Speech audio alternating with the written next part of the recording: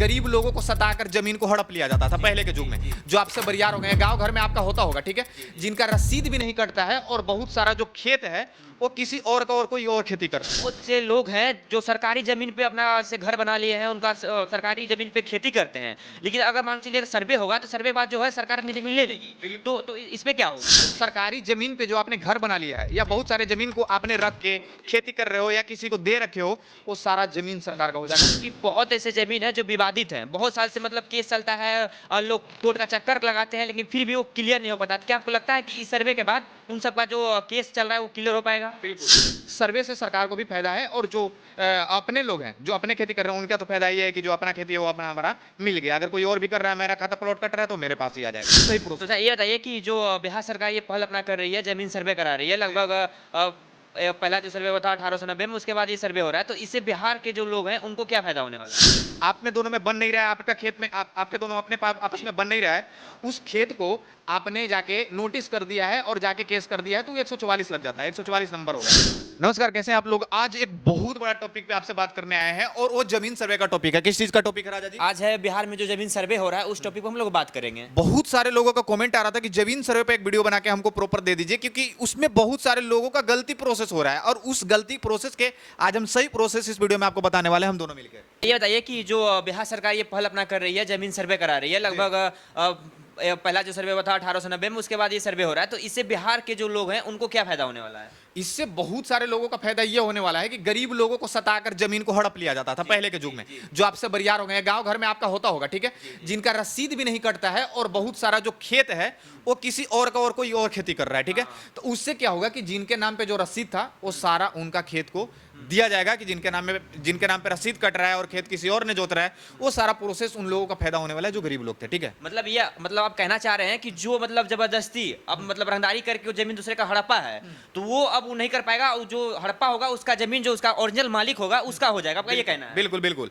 दूसरी बात, सरकार के भी इसमें फायदा है। हाँ। इसमें क्या फायदा है? एक बात बताइए कि बहुत से लोग हैं जो सरकारी जमीन पे अपना जैसे घर बना लिए हैं, उनका सरकारी जमीन पे खेती करते हैं। लेकिन अगर मान चलिए सर्वे होगा तो सर्वे के बाद जो है सरकार अपनी जमीन ले लेगी। तो इस पे क्या होगा? को अब मैं बता देना चाहता हूं कि जो सरकारी जमीन पे जो आपने घर बना लिया है या बहुत सारे जमीन को आपने रख के खेती कर रहे हो या किसी को दे रखे हो, वो सारा जमीन सरकार का हो जाएगा, वो आपका जमीन नहीं होगा, वो घर भी तोड़ना पड़ेगा, ठीक है। इसमें फायदा सरकार का भी बहुत सारा है, क्योंकि ऐसे बहुत सारे जमीन है जो लोग अपने घर बना के भी रह रहे हैं या खेती भी कर रहे हैं या लोगों को मनी भी दे रखे हैं, वो सारा प्रोसेस अब जो ये होने के बाद वो सरकार अपने अपने हैंडल में ले लेगी। ये सर्वे से सरकार को भी फायदा है और जो अपने लोग हैं जो अपने खेती कर रहे हैं उनका तो फायदा ये है कि जो अपना खेती है वो अपना हमारा मिल गया। अगर कोई और भी कर रहा है, मेरा खाता प्लॉट कट रहा है, तो मेरे पास ही आ जाएगा। ये हो गया। और ये भी देखा जाता है ना कि बहुत ऐसे जमीन है जो विवादित है, बहुत साल से मतलब केस चलता है और लोग कोर्ट का चक्कर लगाते हैं, लेकिन फिर भी वो क्लियर नहीं हो पाता। तो क्या आपको लगता है कि इस सर्वे के बाद उन सब का जो केस चल रहा है वो क्लियर हो पाएगा? बिल्कुल। अब उसके सर्वे का जो फॉर्म का क्राइटेरिया लास्ट डिजिट का देखो, यहाँ पे लिखा भी हुआ है, अनुभुक्त अगर मान के चलो कि आपके 2 भाई हो गए या 3 भाई हो गए, आप में दोनों में बन नहीं रहा है, उस खेत को आपने जाके नोटिस कर दिया है और जाके केस कर दिया है, तो 144 लग जाता है, 144 नंबर हो गया, 144 थाना पे हो गया, तो वो पता है क्या, वो क्लच में आ जाता है सरकार का। तो उसको क्या होगा कि आपको और आपके पड़ोसी के, आपके भाई का, जिससे आपकी लड़ाई चल रही होगी, वो सारे लोगों को साथ में बैठा के उस चीज को सॉर्ट आउट करके आपको जमीन को दे दिया जाएगा।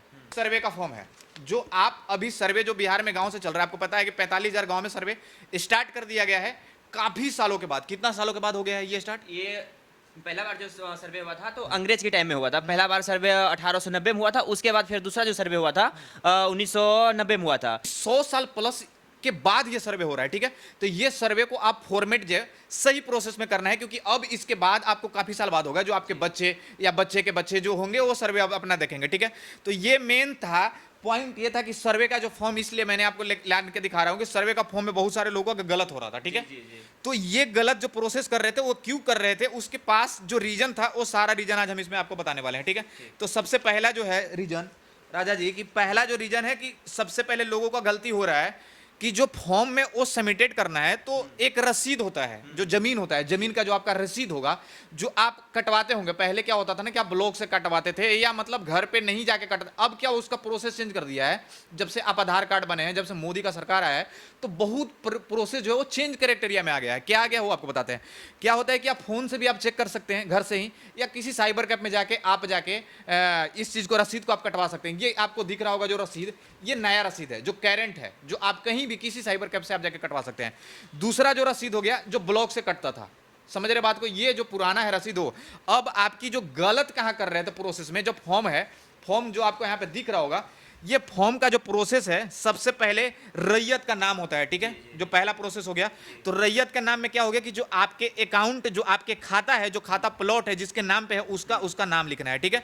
उसमें पट्टीदार का, अब क्या हो रहा है ना कि बहुत सारे लोग एक भाई भाई में ही लड़ जा रहे हैं, तो उस चीज को सोल्व करने के लिए आपको जो आपके भाई है, जैसे मान के चलो कि आपके एक नहीं, आप अकेला नहीं हो, 2-3 भाई हैं, तो 2-3 भाई का भी मेंशन इसमें करना है कि उनका भी हिस्सा इसमें है, ठीक है। उसके बाद क्या होता है कि अगर कोई हो सही में, तो एवं पिता के नाम भी डालना है, आपके पिताजी स्वर्गीय भी होंगे या अभी जिनका जिंदा है वो अपना प्रोसेस इसमें पापा के नाम डाल देंगे। अब दूसरी बात है कि अस्थाई पता, इसमें भी बहुत सारे लोग गलत कर रहे हैं। क्या कर रहे हैं कि ऊपर में जो परमानेंट जो पता डालना है, जैसे जो घर का आपको जो जहां पे खेती होता है, जहां पे आप रसीद काटते हो, जहां पे आपका खेत अभी है प्रॉपर, उसका एड्रेस प्रॉपर इसमें ऊपर वाले में डालना है, ठीक है। आपको दिख रहा होगा ये प्रॉपर उसमें डालना है। और जो अस्थाई पता है, जैसे मान के चलो सपोज आप कहीं जॉब कर रहे हो, गुड़गांव में कर रहे हो, दिल्ली कर रहे हो, या बेंगलोर कर रहे हो, या हरियाणा कर रहे हो, कहीं भी कर रहे हो, तो आप वहां पे शिफ्ट हो जाते हो। तो शिफ्ट एट ए टाइम के मतलब वहां पे कोई घर उर ले लिया और आप वहां शिफ्ट हो गए, तो आपका परमानेंट एड्रेस में वहां नहीं डलाएगा, अस्थाई एड्रेस में वहां डलाएगा जो आप जहां पे रह रहे हो, और परमानेंट एड्रेस में आपका गांव का डलाएगा। ये चीज आपको सही प्रोसेस